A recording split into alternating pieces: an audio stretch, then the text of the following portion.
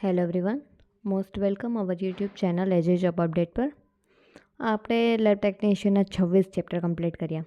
પહોંચ્યા છે હવે 27 ચેપ્ટર, જેનું નામ છે ફાયર એન્ડ આર્સન. 5 માર્ક્સનું ચેપ્ટર છે અને 5 માર્ક્સમાં પૂછાય છે, 5 ક્વેશ્ચન પૂછાશે. ઠીક છે. હવે આપણે કેટલા ચેપ્ટર બાકી રહ્યા તો કે 2. એક તો સ્ટીરોઇડ અને પીએચ મેટ્રી. આગળ કયું ચેપ્ટર પર અહીંયા તો કે આલ્કોહોલ ને આલ્કોહોલિઝમ, તેમની આગળ પેટ્રોલિયમ રસાયણશાસ્ત્ર, 24% ફોરેન્સિક સાયન્સ. આપણે બધા ચેપ્ટર ફૂલ ઇન ડિટેલ જોઈ ગયા છીએ. હવે આપણે જોવાનું છે ફાયર એન્ડ આર્સન. શું પૂછાવાનું છે તો કે ફાયર નામ ઉપરથી જ આપણને ખબર પડી જાય કે ફાયર શું છે. તો કે એક રાસાયણિક પ્રક્રિયા છે કે જેમાં ઈંધણ, ઓક્સિજન અને ઉષ્ણતા એટલે કે કેમિકલ રિએક્શન થાય છે કે ના ઉપર તો કે ફ્યુલ, ઓક્સિજન અને હીટ એક સાથે થાય અને આવતા દહન થાય છે. તેના પરિણામે ઉર્જા જે છે તાપ અને પ્રકાશના સ્વરૂપમાં ઉત્પન્ન થાય છે. ઠીક છે. શું જરૂરી છે? ઈંધણ જરૂરી છે, ઓક્સિજન જરૂરી છે અને ઉષ્ણતા એટલે કે હીટ જરૂરી છે.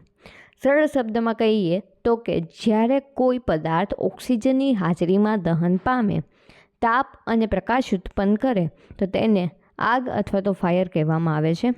ઉદાહરણ જોઈએ તો કે લાકડાનું બળવું, પેટ્રોલનું બળવું, કાગળનું બળવું વગેરે.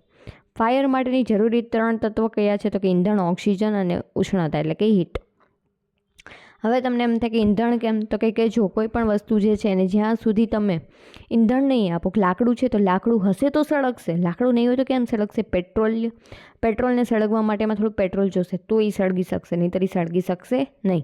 પછી તો કે જો આગને સતત આપણે આગળ વધારવી તો ઓક્સિજન તો જરૂરી જ છે, ઓક્સિજન વગર જરૂરી નથી. અને પ્રારંભમાં થોડીક હીટ એટલે કે થોડીક અમથી ઉર્જા પણ જરૂરી છે. ઉદાહરણ તરીકે આપણે લાકડાને બાળવું તો દિવાસળી વડે સળગાવીએ, થોડીક અમને ઉષ્ણતા આપીએ, હીટ આપીએ તો એ સળગશે, નહીં તો સળગશે નહીં. તો આમાંથી સિમ્પલી ક્વેશ્ચન પૂછાઈ શકે કે ફાયર માટે જરૂરી તત્વ નીચેના માટે કયું નથી. એમાં 3 ઓપ્શન શું હોય છે? એક ઈંધણ હશે, એક ઓક્સિજન હશે, એક ઉષ્ણતા હશે. જે ચોથું કંઈક અનનોન હશે તે આપણો શું બનશે? આન્સર બનશે. ઠીક છે. પછી બીજું જોઈએ આર્સન. આર્સન એટલે શું તો કે આ કંઈક નવો હીરો આવ્યો છે આપણા મૂવીમાં. તો કે આર્સન એ એક જાણી બૂજીને લગાવવામાં આવેલી આગ છે કે જેનો હેતુ શું છે? નુકસાન પહોંચાડવાનો હોય અથવા તો ગુનો કરવાનો હોય છે.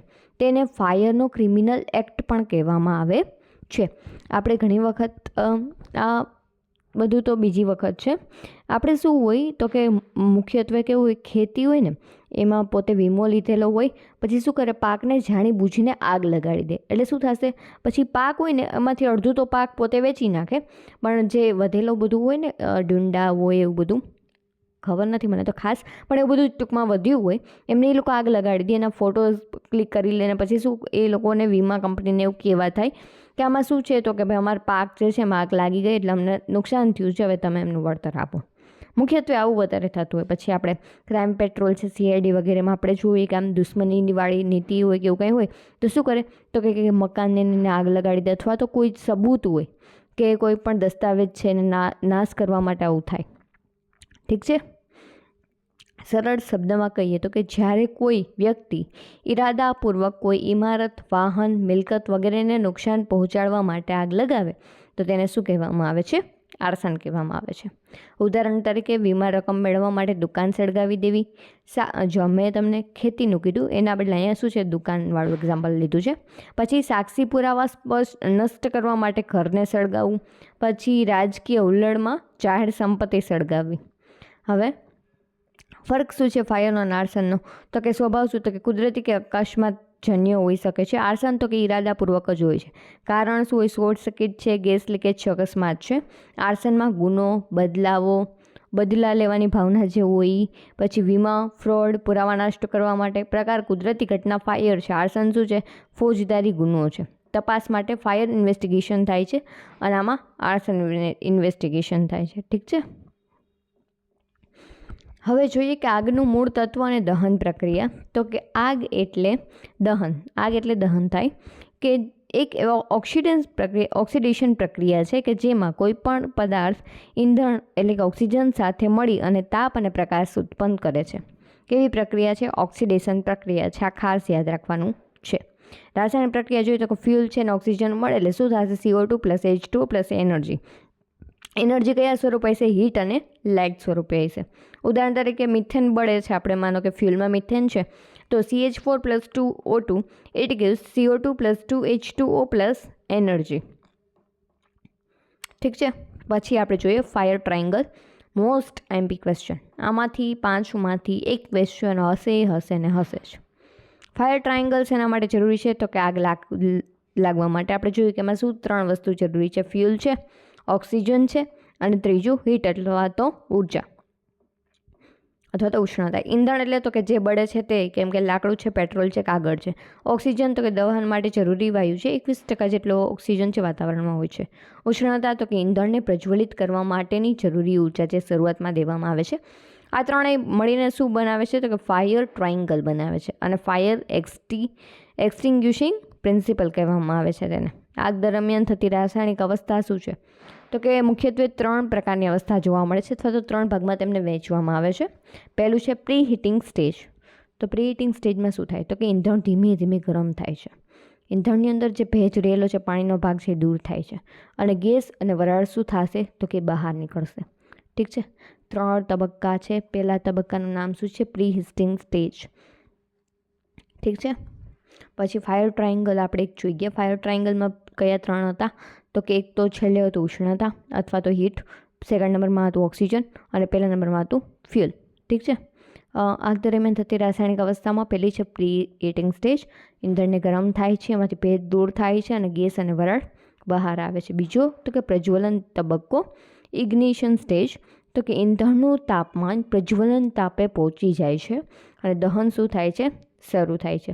પછી સ્થિર દહન તબક્કો, એટલે કે દહન સતત ચાલતું જ રહે છે અને ગરમી ઉત્પન્ન થાય છે જે નવા ઈંધણને શું કરે છે? તો કે પ્રજ્વલિત કરે છે. પછી જોઈએ દહનના પ્રકાર.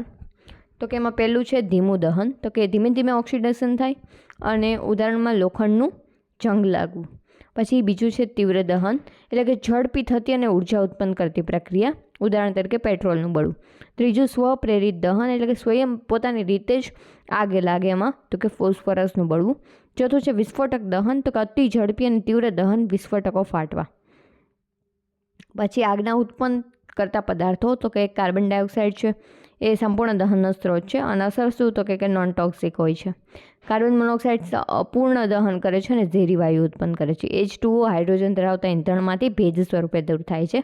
કાજળ એટલે કે સૂટ જે છે એ અપૂર્ણ દહન આપે છે અને ધુમાડો અને કાળાશ ઉત્પન્ન કરે છે. પછી આગનું રંગ અને તાપમાન, તો કે આગનો રંગ અને તાપમાન ઈંધણના પ્રકાર ઉપર આધાર રાખે છે. લાલ રંગની જ્યોત આપે તો 600 ડિગ્રી સેલ્સિયસ તાપમાન અને અધૂરું દહન થતું હોય. પીળા રંગની તો કે 1000 ડિગ્રી સેલ્સિયસ અને સામાન્ય દહન થતું હોય. વાદળી રંગની જ્યોત 1400 ડિગ્રી સેલ્સિયસ અને સંપૂર્ણ દહન થતું હોય. અને સફેદ તો કે 1600 ડિગ્રી સેલ્સિયસ પ્લસમાં હોય અને અત્યંત ગરમ દહન થતું હોય. હવે તમને એમ પૂછવામાં આવે કે વાદળી રંગની જ્યોતથી કોઈ પદાર્થ સળગે છે તો તેનું દહન કેવું હશે? તો કે સંપૂર્ણ દહન હશે. હવે આપણને આ યાદ કેવી રીતે રહેશે? તો કે લાપી વાસ. આવી રીતના સિક્વન્સ યાદ રાખશું આપણે. પછી તો કે અધૂરું દહન, સામાન્ય દહન, સંપૂર્ણ દહન ને વધારે ગરમી. ઠીક છે. આ તો આખો ક્રમ યાદ જ રહી જાય એમ છે ને, લાપી વાસ. ઠીક છે. એકદમ સહેલું.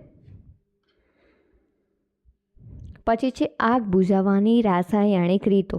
તો કે પહેલું છે ઓક્સિજન દૂર કરવું. ઓક્સિજનની માત્રા જો ઓછી થઈ જાય અથવા તો બંધ થઈ જાય તો આગ ઓટોમેટિક કંટ્રોલમાં આવી જશે. કાર્ય શું? તો કે હવા અટકાવી. આવું તો કંઈ પોસિબલ છે નહીં. ઉદાહરણ તરીકે CO2 એક્સટિંગ્યુશર જે આવે છે એ અથવા તો ફોર્મનો ઉપયોગ કરવો. બીજું છે ઉષ્ણતા દૂર કરવી, એટલે કે ઠંડક લાવવી. પાણી વડે ઠંડક કરી શકીએ છીએ. પછી ઇલેક્ટ્રિકમાં વસ્તુને કારણે આગ લાગી હોય અને તમે પાણી છાંટવા જાઓ તો એ પછી મૂર્ખામી જેવું કામ થાય. એટલે કે આગ શેનાથી લાગી છે એ પણ એક મહત્ત્વનું પરિબળ છે કે તેના આધારે તમારે આગળનું સ્ટેપ લેવું જોઈએ. પછી છે ઈંધણ અલગ કરવું, એટલે કે ફ્યુલ સપ્લાય કાપવી અને ગેસ વાલ્વ બંધ કરી દેવા. ઠીક છે. 8મું છે તેનું રસાયણશાસ્ત્રીય મહત્ત્વ. તો કે આગ એ ઓક્સિડેશનની એક ઉષ્માત્સર્જક ક્રિયા છે, ઉષ્મા ઉત્પન્ન કરે છે, એક્ઝોથર્મિક છે. કેવી છે? એક્ઝોથર્મિક છે. પછી તો કે તેમાં રાસાયણિક બંધો તૂટે છે અને નવા બંધો બને છે અને જેના કારણે ઉર્જા બહાર પડે છે. ઉષ્માક્ષેપક પ્રક્રિયા છે. કેવી છે? એક્ઝોથર્મિક, એટલે કે ઉષ્માક્ષેપક પ્રક્રિયા છે. આગનો ઉપયોગ ઉર્જા ઉત્પન્ન કરવા માટે રસોઈ, પછી ઉદ્યોગ અને પરિવહનમાં થાય છે, પણ આર્સનના કિસ્સામાં તે વિનાશકારી બને છે. પછી છે વૈજ્ઞાનિક તપાસ અને સાંકેતિક સામગ્રીનું મૂલ્યાંકન. તો કે આ વિષય ખાસ કરીને ફોરેન્સિક વિજ્ઞાન અને આગ આર્સન તપાસ સાથે જોડાયેલો હોય છે, જેમાં સ્થળ ઉપર મળેલી વસ્તુ જે છે અને પુરાવાઓનું વૈજ્ઞાનિક રીતે વિશ્લેષણ અને મૂલ્યાંકન કરવામાં આવે છે, જેથી આગનું કારણ, સ્થાન અને અપરાધી વિશે માહિતી મેળવી શકાય. હવે છે વૈજ્ઞાનિક તપાસનો હેતુ શું છે એનો અર્થ. તો કે વૈજ્ઞાનિક તપાસ એટલે ઘટના સ્થળ પર મળેલા પુરાવાઓની વૈજ્ઞાનિક પદ્ધતિની તપાસ, વિશ્લેષણ અને અર્થઘટન કરવું. આગ કે વિસ્ફોટનું કારણ શોધવું, આગ કુદરતી છે કે પછી ઇરાદાપૂર્વક લગાડવામાં આવી છે તે નક્કી કરવું, ઉપયોગમાં લેવાયેલા દહન પદાર્થોને ઓળખવા, ગુનાહિત પ્રવૃત્તિઓના પુરાવા મેળવવા. આમની PDF માટે થઈને આપણી યુટ્યુબ ચેનલ જે છે એ જોઈન કરી લેજો, કે જ્યાં આપણે PDF સ્વરૂપે મૂકવામાં આવશે, એટલે ડાયરેક્ટ કોઈને જો રિવિઝન કરવું હોય તો રિવિઝન પણ ઇઝીલી થઈ શકશે. ઠીક છે. પછી છે તપાસની પ્રક્રિયા. તો કે ફાયર સ્થાનને સીલ કરી દેવામાં આવે છે, ફોટોગ્રાફી, વિડીયો અને સ્કેચ તૈયાર કરવામાં આવે છે, આગની દિશા, રંગ, ધુમાડો અને સુગંધની નોંધ કરવામાં આવે છે. પુરાવા એકત્રિત કરવા એટલે કે બળેલા પદાર્થો જે છે, રાખ, ધુમાડા, વરાળ એને વગેરે નમૂના લઈ લેવામાં આવે છે. બોટલ છે, પછી કપડાં છે, કાચના ટુકડા છે, વાયર વગેરે એકત્રિત કરવામાં આવે છે. સીલ બંધ કરી અને લેબ સુધી તેમને બધાને મોકલવામાં આવે છે. જો ભાઈ તમે આપણી ચેનલને હજી સબસ્ક્રાઈબ ન કરી તો પ્લીઝ ચેનલ સબસ્ક્રાઈબ કરજો અને વિડીયોને લાઇક, કમેન્ટ ને શેર પણ કરજો, અને તમારા પોતાના જે અનુભવ છે એ પણ જણાવજો કે તમને યુઝફુલ થયું ના થયું. ઠીક છે. પછી આપણે જોઈએ લેબોરેટરી વિશ્લેષણ. તો કે લેબમાં નીચેની પદ્ધતિઓનો ઉપયોગ કરવામાં આવે છે. પહેલું છે ગેસ ક્રોમેટોગ્રાફી. ગેસ ક્રોમેટોગ્રાફીનો હેતુ શું છે? તો કે પેટ્રોલ, કેરોસીન, ડીઝલ જેવા વોલેટાઇલ પદાર્થો છે એને શોધવા માટે ઉપયોગી છે.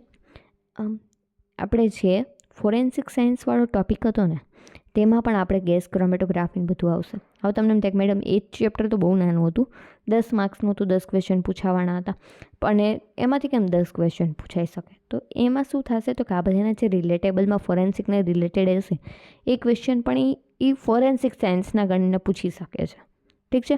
કે કોઈ પણ જગ્યાએ ફાયર અથવા તો આર્સનને લીધે થઈ અને આગ લાગી છે તો ગેસ ક્રોમેટોગ્રાફી શું ઉપયોગમાં લેશે? તો કે પેટ્રોલ, કેરોસીન, ડીઝલ જેવા વોલેટાઇલ પદાર્થો જે છે શોધવા માટે.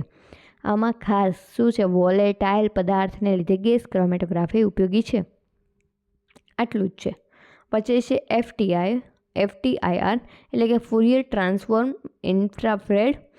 ઇન્ફ્રારેડ સ્પેક્ટ્રોસ્કોપી એટલે કે બળેલા પદાર્થોની રાસાયણિક રચના શોધવી. પછી છે માઇક્રોસ્કોપી, તો કે રાખ અને કાજળનું માઇક્રોસ્કોપિક અભ્યાસ. આયન ક્રોમેટોગ્રાફી, તો કે વિસ્ફોટક અને નાઇટ્રેટ અવશેષો શોધવા. પછી છે માસ સ્પેક્ટ્રોમેટ્રી, તો કે અતિસૂક્ષ્મ દહન અવશેષોની ઓળખ કરવી. પછી છે પરિણામોનું વિશ્લેષણ, તો કે કયો દહન પદાર્થ વપરાયો હતો, આગ ક્યાં શરૂ થઈ હતી, આગનું સ્વરૂપ કુદરતી હતું કે ઇરાદાપૂર્વકનું હતું, આગ લગાવનારી વ્યક્તિ વિશે પુરાવો શોધવો. ઠીક છે. પછી છે સાંકેતિક સામગ્રી. તો કે સાંકેતિક સામગ્રી એવી ભૌતિક અને રાસાયણિક વસ્તુ છે જે આગ અને આર્સનના કારણ અથવા તો સ્ત્રોત અથવા તો હેતુ દર્શાવે છે. પ્રકાર, તો કે ઈંધણના અવશેષો. ઉદાહરણ તરીકે પેટ્રોલ, ડીઝલ અથવા તો કેરોસીનનું કોઈ પણ મળે તો શું? તો કે આર્સનનું સીધું સૂચન કરે છે કે આ શું કે જાણી બૂજીને લગાવેલી આગ છે.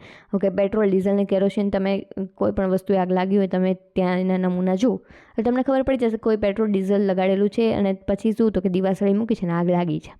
ઠીક છે.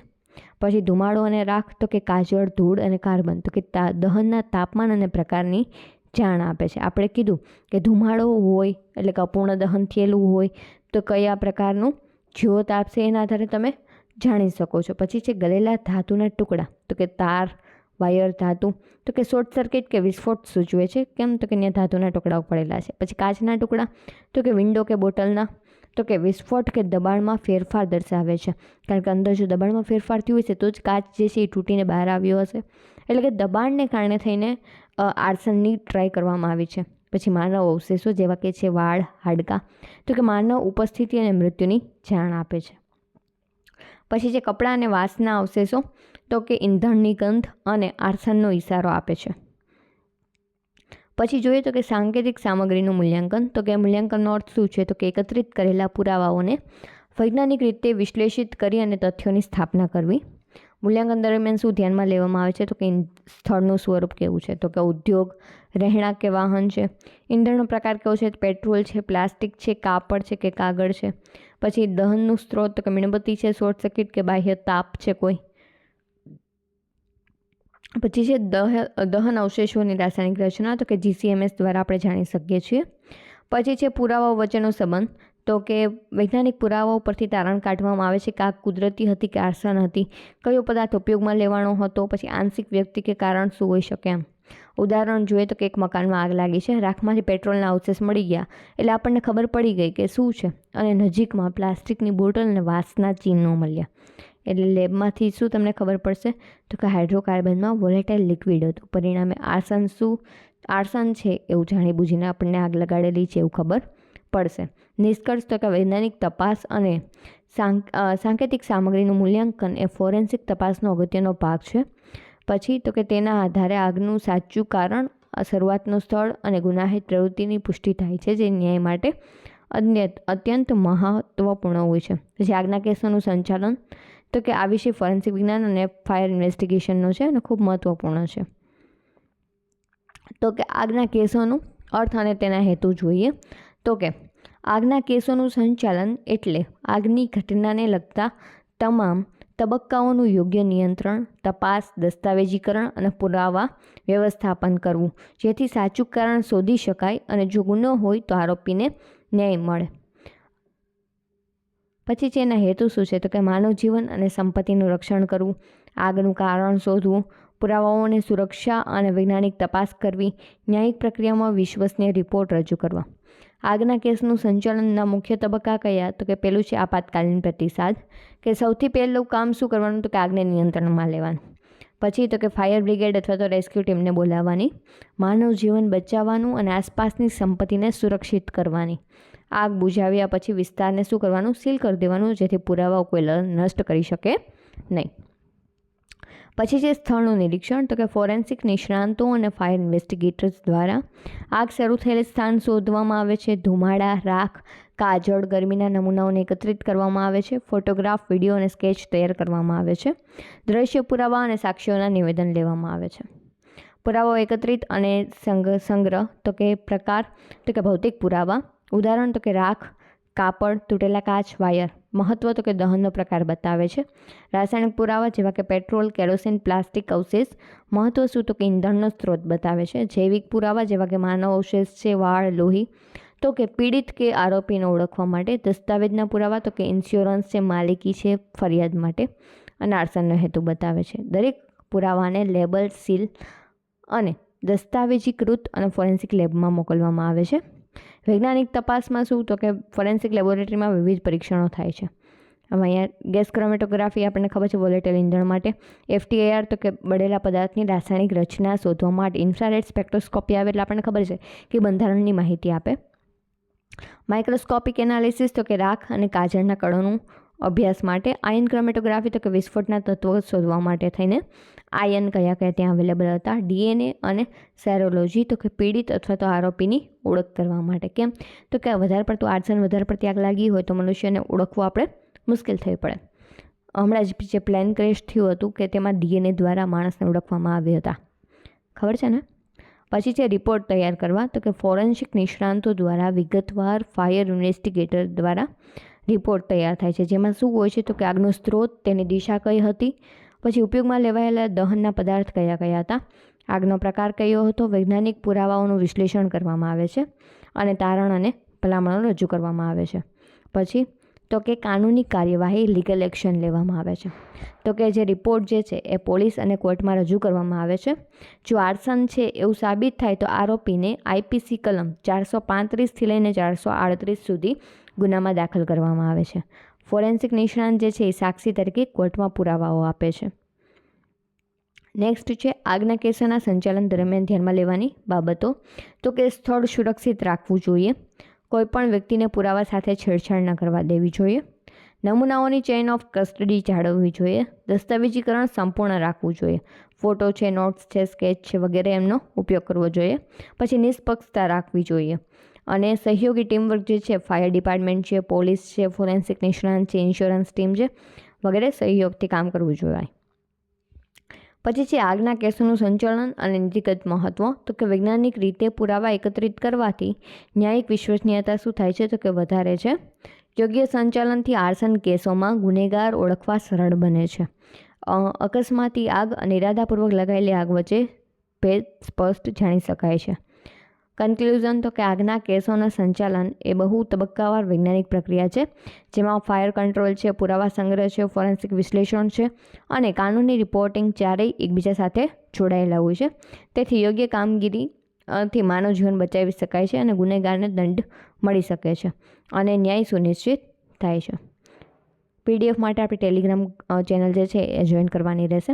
As a job update same જ આપણે જે હશે લોગો તેમાં દ્વારા મળી જશે. ઠીક છે. અને જેમણે પણ આપણી ચેનલને સબસ્ક્રાઈબ ન કરી હોય તે પ્લીઝ ચેનલને સબસ્ક્રાઈબ કરજો, વિડીયોને લાઇક, શેર અને કમેન્ટ કરી આપજો. હવે આપણે લેબ ટેકનિશિયનના માત્ર 2 ચેપ્ટર જ બાકી રહ્યા છે. એક છે સ્ટીરોઇડ અને એક છે પીએચ મેટ્રી. પીએચ મેટ્રી જે છે એ પહેલું ચેપ્ટર જે હતું આપણું જે આયનિક સંતુલન, એમાંથી 50% જેટલું તો એ જ છે. એટલે આપણે જ્યારે પીએચ મેટ્રી કરશું ત્યારે આયનિક સંતુલનનું રિવિઝન પણ કરી લઈશું કે 2-3 ટોપિક જે આયનિક સંતુલનમાં એક્સ્ટ્રા આપેલા જે છે તેનું આપણે ફરી એક વખત રિવિઝન કરી લઈશું, જેથી કરીને ત્યારે ઇઝી પડે. અને પીએચ મેટ્રીમાં એક્સ્ટ્રા થોડાક સમ છે, એ દાખલાઓ છે, એની પ્રેક્ટિસ આપણે કરશું. કેમ? તો કે મેથેમેટિકલ જે ચેપ્ટર જે છે કે જેમાંથી સમ પૂછવાના ચાન્સીસ વધારે છે, તો કે અથવા તો ન્યુમેરિકલ ડેટા જે પૂછવાના ચાન્સીસ વધારે છે એ પીએચ મેટ્રી છે. અને બીજું આપણે જોયું હતું કે ઓલી ત્રુટિવાળું ચેપ્ટર જે હતું તે, અને એક આયનિક પહેલું ચેપ્ટર જે હતું ને આપણે આયોનિક સંતુલન તે. બાકી બધું કેવું તો કે બાયોલોજિકલ બેઝ આ બધા ચેપ્ટર છે. એટલે આ 3 ચેપ્ટર આપણે ડિટેલમાં કરી તો આપણે ઇઝી રહે. ઠીક છે. મળીએ આપણે આપણા નેક્સ્ટ ચેપ્ટરમાં.